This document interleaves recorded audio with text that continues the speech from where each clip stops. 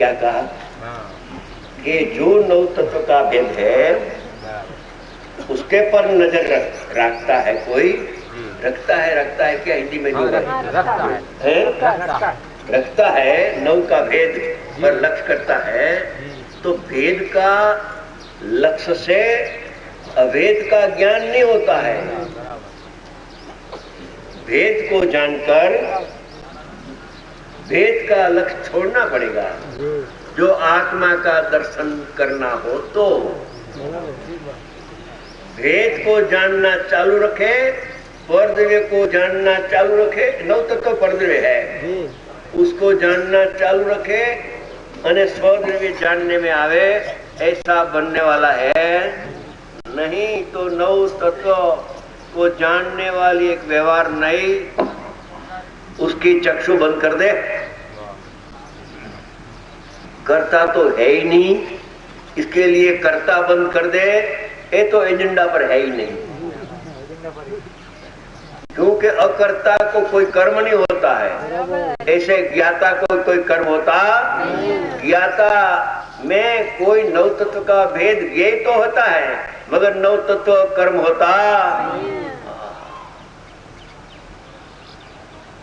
तो ये नौ तत्व है, उसके पर से लक्ष्य हटा दे, हट जाता है लक्ष्य। तो स्वयं इधर बढ़ता है उपयोग, तब वहां से लक्ष्य हट जाता है।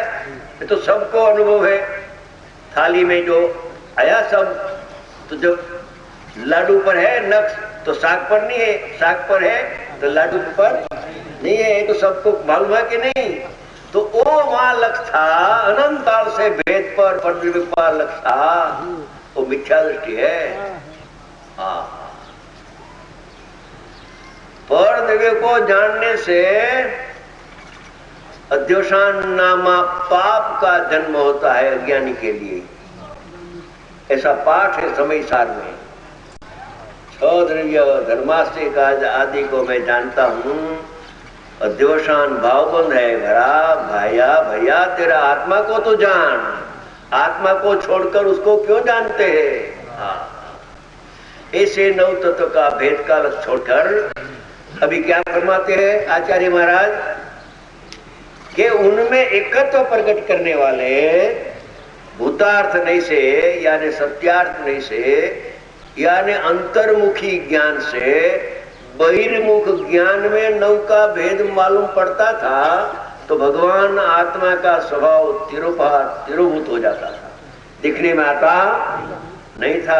अभी वो नौ तत्व का भेद का लक्ष्य छूट गया, साथ में इंद्रिय ज्ञान भी रुक गया, साथ में इंद्रिय ज्ञान रुक गया, और अभिमुख ज्ञान नया अनंत काल से नहीं प्रकट हुआ, ऐसा प्रकट हुआ, तो उसका नाम शुद्ध नहीं है। जो शुद्ध को प्रसिद्ध करे उसका नाम शुद्ध नहीं है।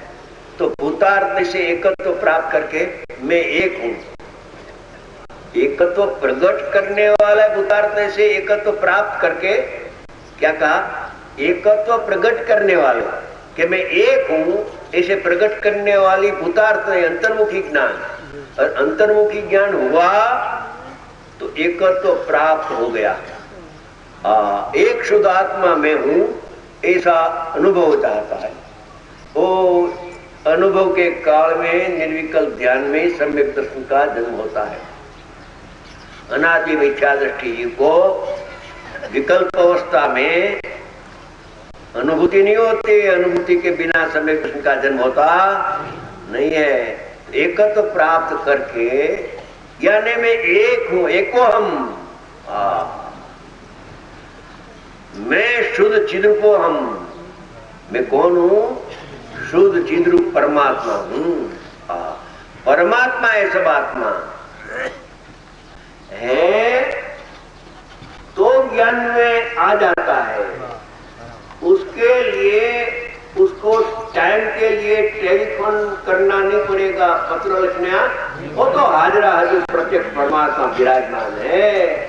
तेरी दृष्टि इधर है और भेद पर है। बहुलता तो प्रमाण से बाहर ही भटकता है उपयोग सबका, बहुलता से। ज्यादातर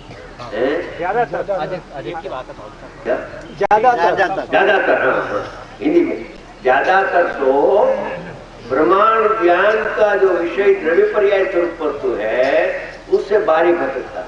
ऐसा किया उसने, ऐसा किया इसने, ऐसा है, अरे ऐसा पैसा की छोड़ दे बात। तू तो वर्तुल से बाहर चले गया। तेरा वर्तुल जानने के लिए हो तो द्रव्य पर्याय रख पहले शुरुआत में पर का जानना तो मन कर दे।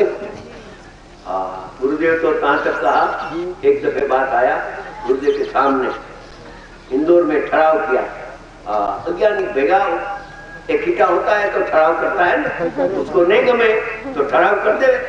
एक द्रव्य दूसरा द्रव्य का करता नहीं है तो करता है और करता नहीं है ऐसा कोई कहते हैं तो दिगंबर जैन नहीं है। ठहराव पास कर दिया, सबने सही कर दिया, समझे? अज्ञानियों ने सही कर दिया। अज्ञानी ने ठहराव किया, कर्ता बुद्धि का घट कर दिया, कर्ता बुद्धि को पुष्ट कर दिया।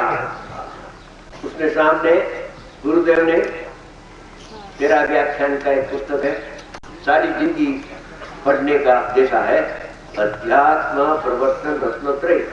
इसमें 9 व्याख्यान 320 नवे साल की गाथा पर है, 3 व्याख्यान प्रवर्तन साल की 114 गाथा पर है, 1 व्याख्यान 271 गाथा पर है, कलश पर है, और राजमंदिर टीका है, राजमंदिर की टीका है, उसके पर गुरुदेव का व्याख्यान 13 व्याख्यान, 13 बन तो 13 व्याख्यान करते हैं।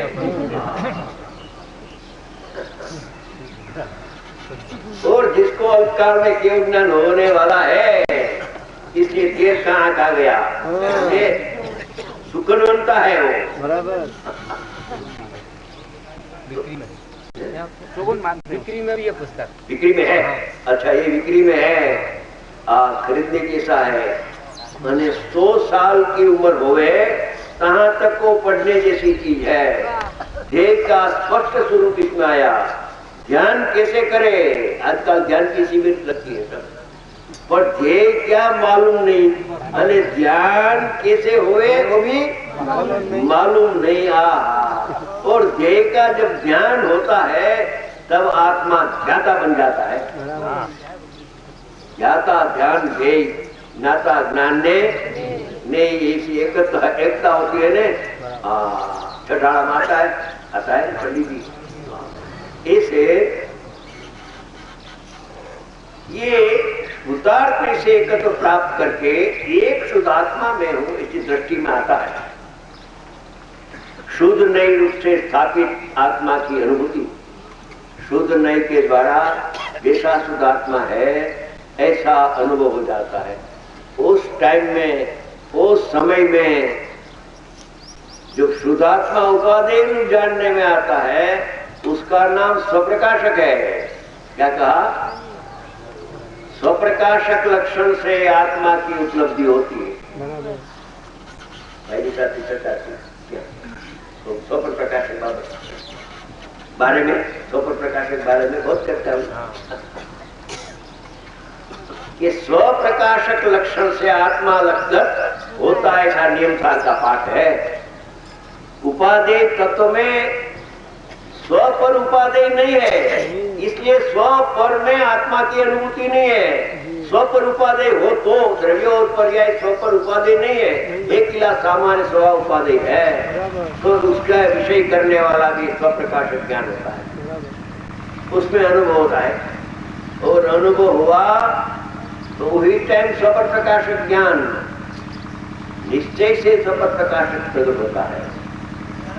ज्ञान ज्ञाय को जानता है स्व, और ज्ञान आनंद को भी जानता है, तो आनंद है पर है, ज्ञान की अपेक्षा से आनंद और है। तो स्वर प्रकाशक अनुभूति के काल में निर्मित ज्ञान में निश्चय स्वर प्रकाशक प्रकट होता है। उन्हें बाहर आता है साधक तो स्व आत्मा અને देवगुरु शास्त्र पर लोकालोक पर ऐसा स्वर प्रकाशक का व्यवहार प्रकट होता है। निश्चय स्वर प्रकाशक जिसको प्रकट हो इसको स्वपर प्रकाशक व्यवहार है। स्वपर प्रकाशक भी कथन की सर्वथा नहीं है। जगत स्वपर प्रकाशक को सर्वथा मान बैठा है।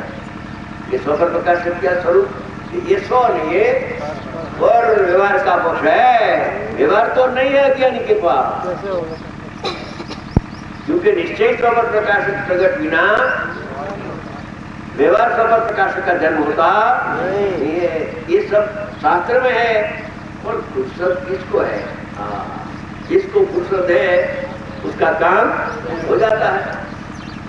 तो सूत्रमय रूप से स्थापित आत्मा की अनुभूति आत्मा का प्रत्यक्ष अनुभव होता है।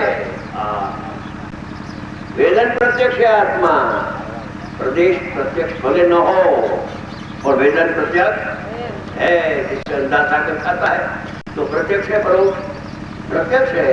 ऐसा प्रभु साहब ने दृष्टांत दिया है। अनुभूति जिसका लक्षण आत्मख्याति है, आत्मा की प्रसिद्धि हो जाती है। ओ मैं चिदानंद आत्मा हूँ, संसार का अंत हो जाता है।